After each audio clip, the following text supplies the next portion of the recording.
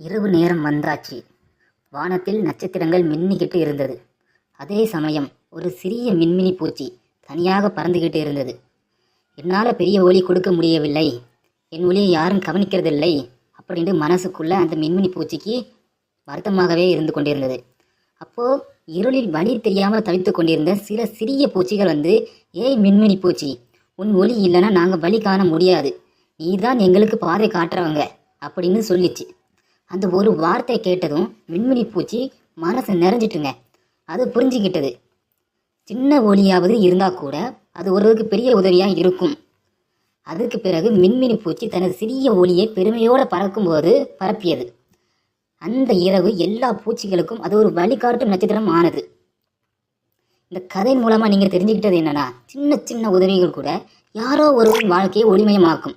அதனால் எப்போதும் நம்மால் முடிந்த நல்லதை யாருக்காவது செய்து கொண்டே இருப்போம்.